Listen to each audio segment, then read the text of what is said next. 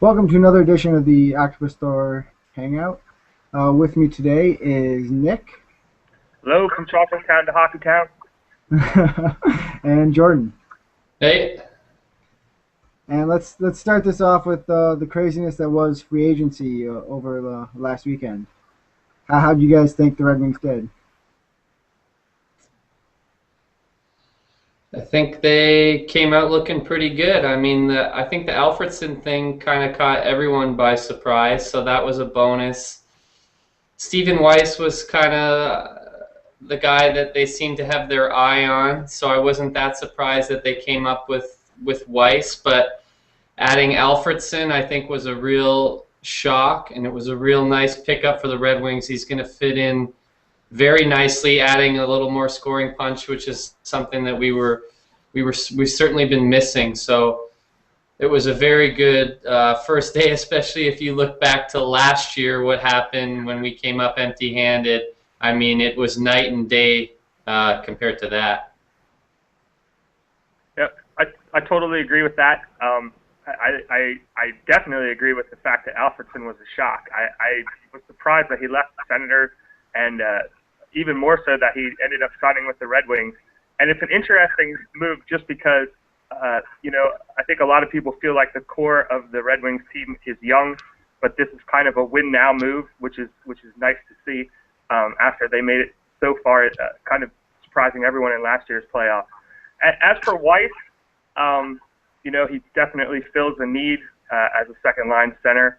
So I was glad to see him get picked up as well. And I think also that he kind of changed the narrative about free agents not wanting maybe to sign with Detroit after what happened last year. So from that perspective, that was also very nice to see. Yeah, I definitely agree. The whole Alfredson thing was a huge shock. I don't think anybody really saw that coming until the morning before. 4 hours before free agency started. You got the news that he said he wasn't going to be a Senator anymore, and then all the speculation showed up. He wants to win a cup, and he thinks Detroit's the best spot for him. And look at all the Swedes we have now on our team. And to kind of go against what you said, Nick, with the core being young, our core is old. Now you throw in Alfredson, who's 40, Zetterberg, Datsuk, Cromwell's not really young. Cromwell's 32, I think. So he's getting up there. And then you have Franzen, who's 32 as well. He's getting up there. So this is a win-now move, bringing in Alfredson. And then Stephen Weiss, I think, is Red Wings so many more options than Filppula did. At times you'd see Filppula, kind of shy away from playing physical. And Weiss does not shy away from the physicality at all. He fights, not often. I think his average is like one a year, but he's not afraid to drop the gloves if he has to. I mean that's something you'd never see from Filppula in that second center spot. How do you guys feel about now that we're talking about Filppula? How do you feel about him signing with Tampa Bay? Was that a big loss to the Red Wings, or does it really not matter? Did you not want him back with the Red Wings? I don't think it was a big loss, given that they signed Weiss. I think it could have been had they not signed someone to replace him. I think that the perception was that he was always a little bit of an underachiever in terms of his production versus his talent level. So I don't think that, given that Weiss is on board, that he's a gigantic loss. I think that Weiss will certainly be hard on the puck, as Babcock is fond of saying, and compared to Filppula, I mean, there's no comparison there. So. Yeah, I think it worked out well. I mean, I like Weiss better as a player, and we got him for less. So if we didn't end up with Weiss, it could have been a different story. Then we might be sitting here saying, oh, maybe we should have given Filppula the money that he wanted. But I think it worked out exactly how I'd hoped. And I would just add that Weiss is also a Canadian, and I don't think you can.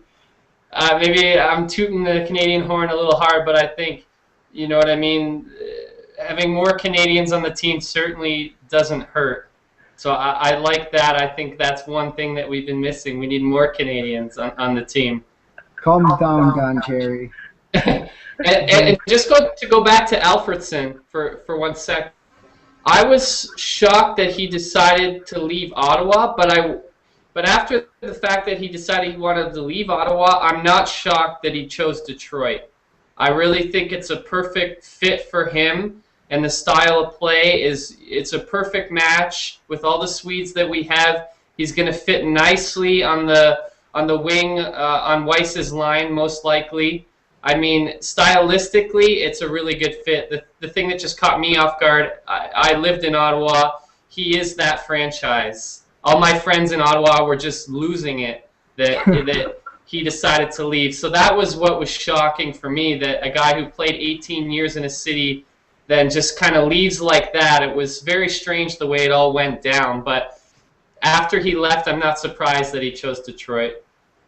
Well, were you able to see the CBC thing about him? Because he was his first offer to Ottawa was that he wanted 6 million, and Ottawa and the GM basically said no, we're going to give you 4 million. Yeah, there was some weird stuff going on with the contract because they got him at a bargain last year. He played for very cheap, so Yeah. I think that there's definitely more to the story than what we've heard. Obviously, I think probably a lot has to do with money. Maybe he was kind of insulted at the deal or however it went down, but I don't know exactly how it went down. But I know he's a Red Wing, and it worked out for us. Definitely worked out for us. Do you see him replacing kind of the Damian Brunner area in goal production for the Red Wings? Yeah, he can make up for that. I kind of see Thomas Tatar coming in, maybe picking up a bit of that slack as well. You know what I mean? That's maybe why they're not as worried about losing Brunner, because now you plug in Alfredson and you plug in Tatar. I mean, I think we're going to more than cover the offense that Brunner provided. And there's still kind of reports about Danny Cleary, and after free agency kind of dimmed down, it was still the Red Wings were kind of going after him. How would you feel if they brought him back? Is there room to bring him back? I think there's room to bring Cleary back as long as it's at the right price. I mean, maybe that's obvious to say, but I think that if nothing else, he adds some intangibles to the team that might be hard to replace otherwise. And I think people would like to see him back as long as it's for the right price.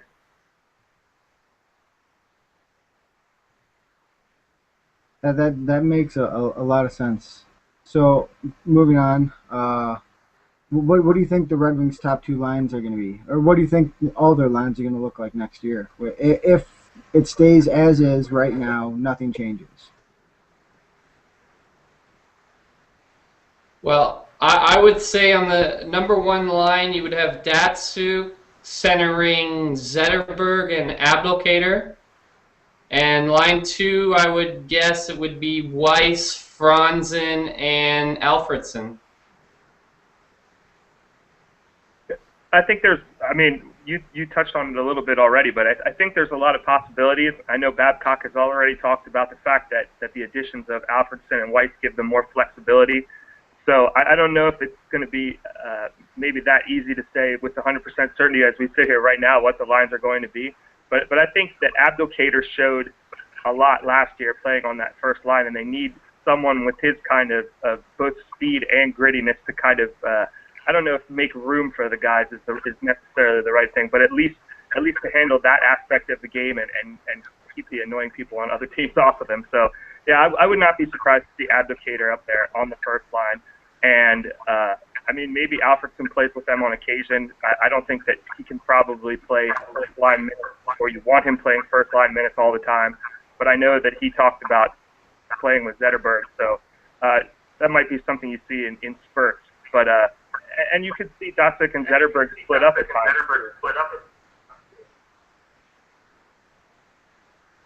Yeah, that's true. How do you guys feel about Bertuzzi taking back his spot on the first line if it's next to Datsyuk and Zetterberg?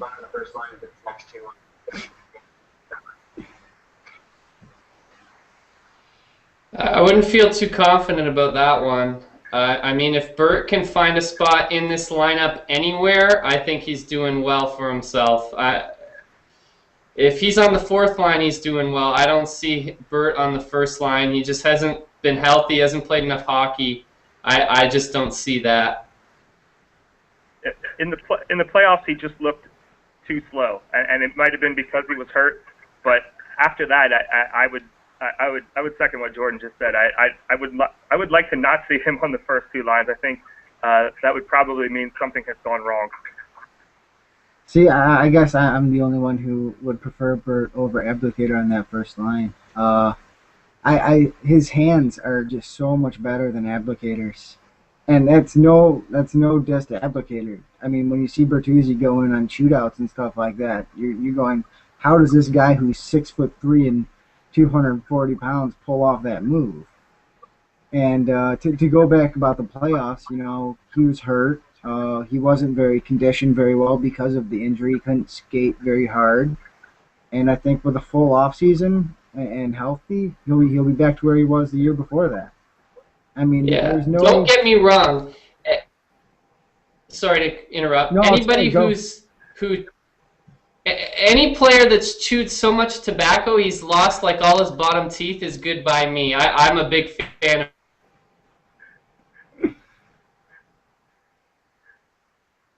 Did we lose him? Bertuzzi stepped in and cut his feet after that comment. Yeah. He's a tough guy. I'm just not sure Abdicator's there physically yet where Bertuzzi is, and Datsuk and Bertuzzi played so well together, and it wasn't because Datsuk was setting him up; it was because Bertuzzi was making a ton of room, and I think Abdicator was more Datsuk setting him up than making room, if that makes any sense at all. Although I guess it all depends on, do we think that Abdicator has reached his peak as a player? Like, I kind of am hoping optimistically that Abdicator still has his best years ahead of him. So I think that at some point, hopefully, Abdicator will cross as Bertuzzi is on decline, and he'll be a better player than Bertuzzi. I agree. Maybe it won't be this year. And then kind of moving down to the third line, who do you kind of see there? There's a ton of players in our bottom six. And then you have Anderson, Nyquist, and Tatar, who will have to be here for next season. I mean, do you see Anderson taking that third line, or if Helm's healthy, that's Helm's line, and maybe he gets Tatar and Nyquist on his side, and Anderson centers that fourth line? Yeah, I think if Darren Helm's healthy, he's playing center on the third line for sure. I think you'll see Nyquist would probably be on the wing there, and then maybe Tatar or Bertuzzi or any of those guys on the wing. But I think that's a Helm-Nyquist territory on the third line. I just hope that Helm is healthy enough that we can pencil him in somewhere. I mean, that would be great after what happened to him last year. But I think Jordan's absolutely right. I think the third line spot is Helm's kind of to lose, and I mean, Anderson centering the fourth line wouldn't be that bad a thing. No disrespect to Corey Emerson, but I think that Anderson is an upgrade from Emerson as the fourth line center. Yeah, definitely agree with that. I'll report. Anderson was very good on the third line in the playoffs, so I mean, to bump him to fourth line it's showing a lot of depth for this team that we didn't have in the past recently. Yeah, in his last couple of games, he was about 90% in the faceoff dot. Yeah. I mean, that's out of depth. That's insane territory. Like, that does not happen. And going back about Helm, all reports out of training camp are that he's at about 80%, but every day he's kind of pushing it harder, a little bit harder here and there, and he's feeling good. He's not going to play in the scrimmage, which will be tomorrow, but all reports are that he's getting healthy and he looks like he's coming back. Yeah, I think that a lot of us would probably love to see Tatar and Nyquist as wings on the third line together, but sitting here, I'm not so sure that will actually happen most of the time. Um, yeah, it's going to be tough for any kind of rookie to get a spot. And Tatar, he plays hard, he plays well, but he has to earn the spot. And you have a bunch of NHLers ahead of you, and that's their spot. So he's going to have to go into training camp and play as hard as possible and earn that spot, or else he won't get it.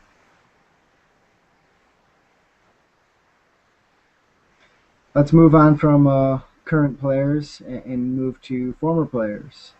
Brendan Shanahan and Chris Chelios are getting inducted into the Hockey Hall of Fame. To former Red Wings. And how do you get? Are you guys, Chris Chelios first ballot Hall of Famer?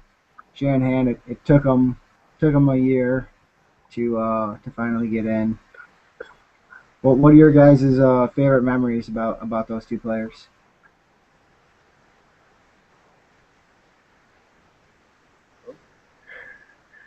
Well, I think for both of them, uh, they were players that I really disliked when they were playing for other teams, and once they came aboard the Red Wings, I think at first it was kind of like, oh, okay, but I mean they both became beloved players in Detroit, so it's really nice to see both of them make the Hall of Fame. Obviously, well deserved. I wasn't surprised at all that Chelios made it on the first ballot.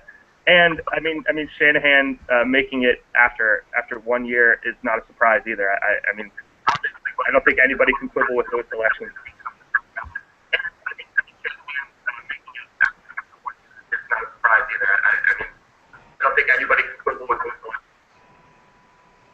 Yeah. When I think of those two, when I think of Chelios, I just think of a warrior. I mean, such a warrior. He's just a fitness freak. You could always count on him. I mean, I just think of a competitor. When you have a competitor, Chris Chelios is the number one guy that comes to mind for me. He's a guy that other teams hate to play against. He'll get his stick up in your face. He'll do whatever it takes to win, and that's the kind of guy that you win with. And he won a lot in his career. And when I think about Shanahan, I really think about when we made that move to get him initially in '97 when we did the trade and we got rid of Primo and Paul Coffey, and just the instant difference he made on that Red Wing team when he came in. It really just changed the atmosphere. That move really signified the direction, the new direction of the kind of team the Red Wings would have for the next 15 or 20 years. Just the impact that he had. So that's kind of what I think about both of them. Yeah, getting Shanahan was huge. Um, I think we got him just before '96, so I'm not exactly sure when. Yeah, October 9th, '96. Oh wait, yeah, I think so. For Keith Primo, Paul Coffey, and a first round pick. I mean, we made out like bandits in that trade.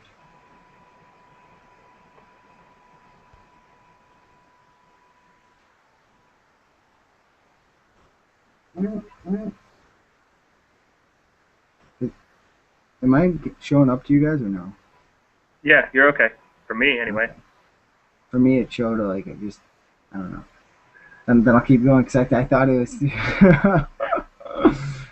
No, but my favorite Chelios moment was I was at Hart Plaza when they won the cup in '02, and he goes up on stage, and actually it's Hasek that's on stage, and everyone's cheering one more year, one more year. Everyone wanted Hasek to come back because of how incredibly amazing he played, and everyone thought he was going to retire.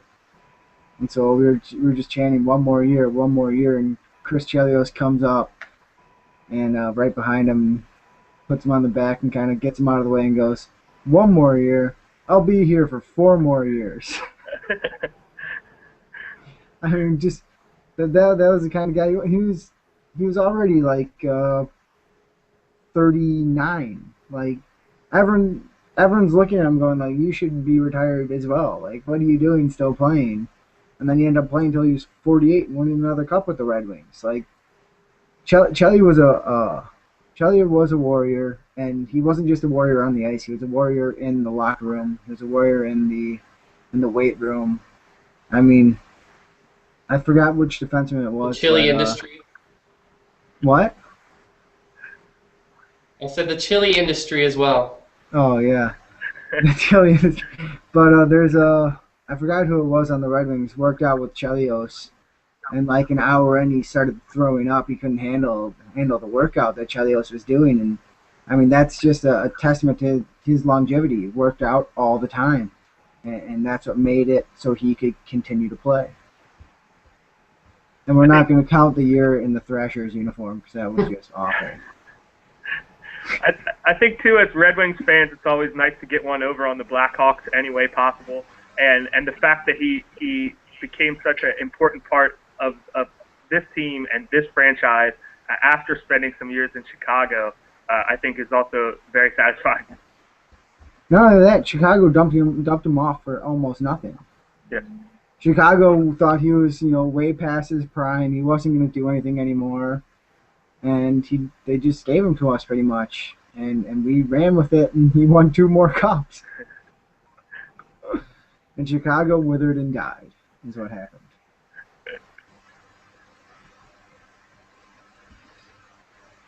Now let's take a quick look at before we go at the prospects.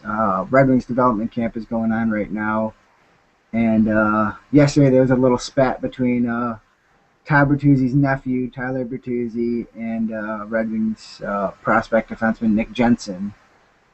It seems like Nick Jensen got the worst of it. He was out today and he won't be playing tomorrow with a shoulder strain.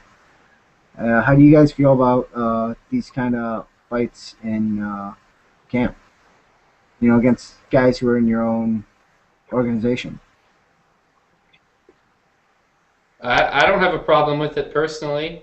A couple of young guys want to fight for their spot or try to impress people.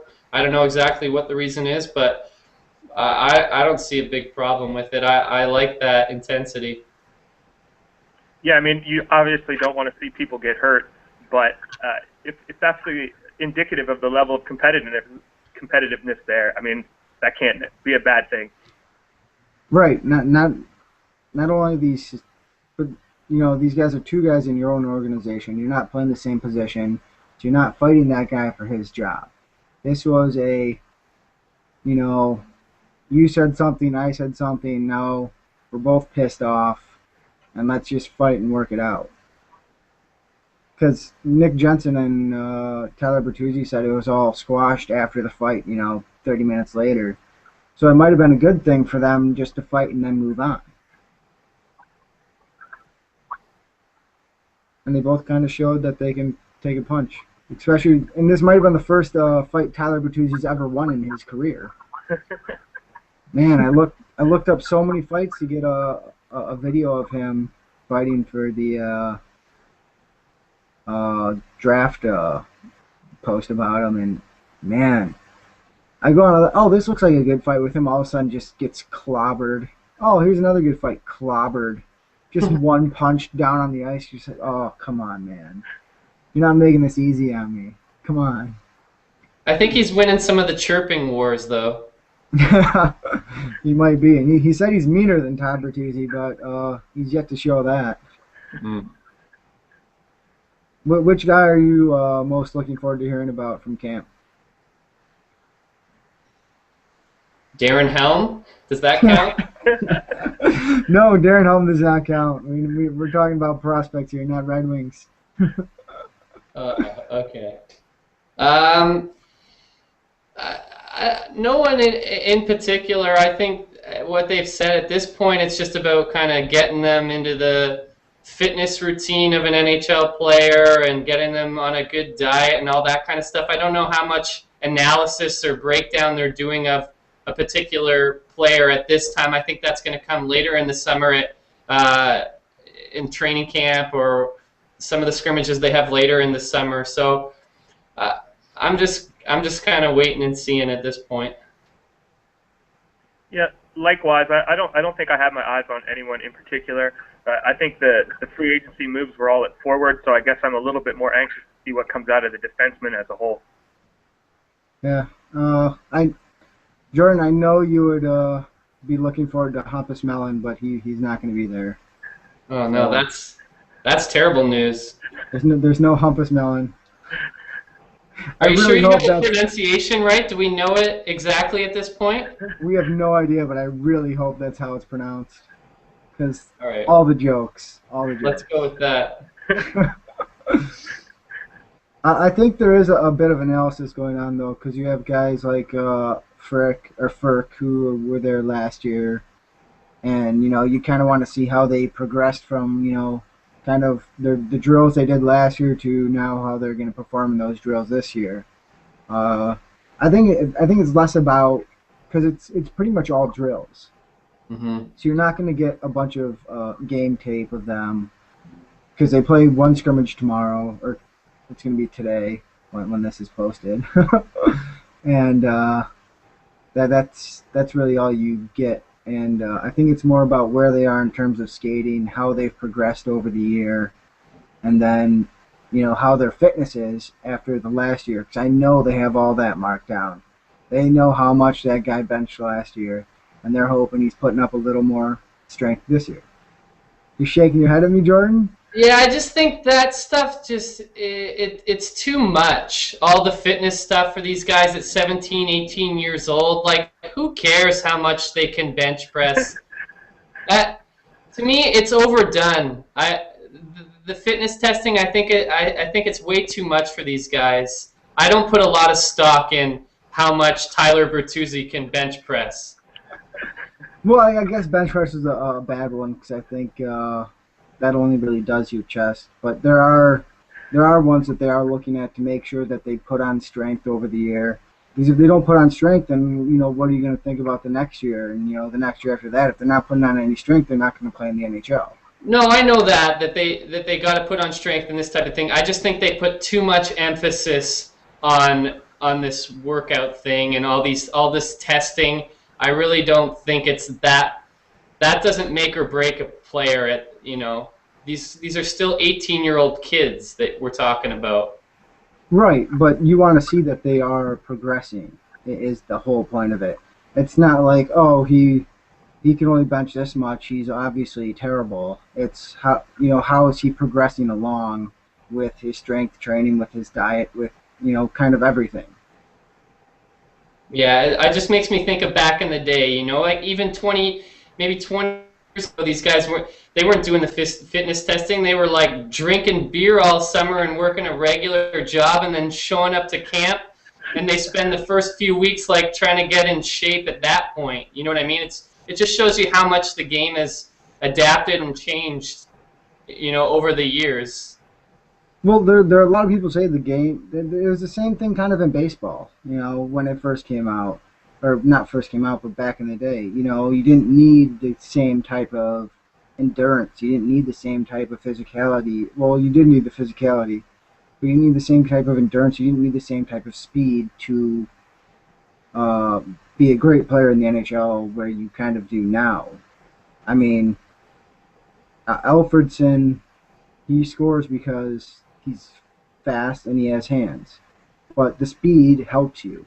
That's why Darren Helm's in the NHL. If he didn't have the speed he had, we'd be looking at his hands going, there's no way this guy's going to be in the NHL. He can't score on any breakaways whatsoever. But because he has the speed, he has the tenacity, he's in the NHL. Yeah, and I think one of the things that why Detroit's such a successful organization has a lot to do with their work off the ice. They're known as one of the hardest working bunch in the league, and I know that they talked to Weiss about that. They said, hey, if you're not prepared to put in the time and the work off the ice, then this isn't the team for you. So I'm not saying that stuff isn't important. I'm just saying at 18, sometimes we tend to put more stock in that stuff than maybe we should. And I'll give you something to that because one of the things I found was Tyler Bertuzzi's coach. Forgot what team he played for, but his coach was talking about how the year before this he was mostly a physical player, and he'd just throw his body around, and he wouldn't really do much else. And then his coach kind of came up to him and said, you have the skill. You need to use it. The physicality isn't a big deal right now. Just get your skill going, get all that going. I think that really helped him get drafted in the second round by the Red Wings. So there is a lot to putting too much on the physicality, but you can't also forget that and just kind of put it by the wayside and stuff like that. Can we agree there, Jordan? Yeah, we'll come to a agreement, I guess. I guess that's a no. He's still against me. Okay. Does anyone have any last thoughts before we head out? I'm a little nervous now that you might make us start hitting the weight room before the next hangout. So I got to get going on that, I think. Yeah.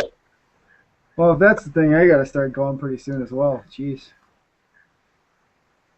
No, just with the Kovalchuk thing that happened, I'm breathing a sigh of relief that we got a good Russian in Pavel Datsyuk that's so dedicated to the Red Wings, signed on for 4 more years. He's like 5 years older than Kovalchuk, and he's showing no signs of leaving town. So I'm just thankful that we got a good Russian, because some of these Russians, Radulov and the Kostitsins and now Kovalchuk, you don't know, they're a little shady.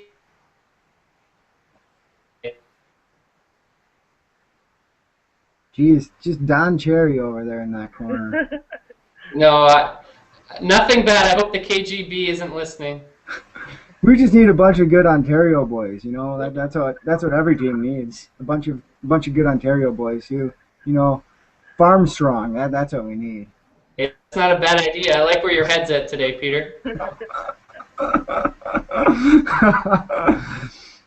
No, yeah, it was a big shock. I think it's a good thing for both Kovy and the Devils, who are in a financial pickle right now. They get all that money off the books, and Radulov gets to go home, which is what he wanted to do, hang out with his family and go sign with SKA, I think it was. It hurts that they gave up their first pick in the draft next year in the Schneider deal, though, that they don't even have a first rounder next year. That stings. No, they gave up the first this year for Schneider. Oh, yeah. Okay, yeah. Sorry. Yeah, they gave it up this year. That they didn't even get that. I don't know if they... Do you think they would have given that up knowing that Kovalchuk was going to leave? Yeah, I think they wanted Schneider. I think Lou kind of knew it was going to happen, but he was still trying to convince him otherwise. It's next year's first round pick that was a part of the Kovalchuk contract thing where the NHL stripped it of him. And I think Lou's going to fight that now that Kovy's not there. So maybe the Devils are the front runners for winning the draft next year at this point. Well, they have no first rounder next year. How are they going to win? Unless Lou gets it back, then they might be able to win it. Well, I just mean on their team, I guess, right now is losing Clarkson, losing Kovalchuk, and Parise all within like almost a year. That's pretty bad. Well, they brought in Ryan Clough, who had like 3 goals last year with New York, but couldn't score any in the first Yeah, maybe he'll have a goal by March. Maybe the Devils will be allowed to play Brodeur and Schneider at the same time, so that might help. Well, Brodeur can score goals. We all saw it in that NHL 14 trailer. They're going to need it. Okay, with all the New Jersey bashing, I think that's how we're going to end this podcast. Heading to the East, and all the teams are getting worse. Just so nice. And with that, for Jordan and Nick, I'm Peter. Have a good day.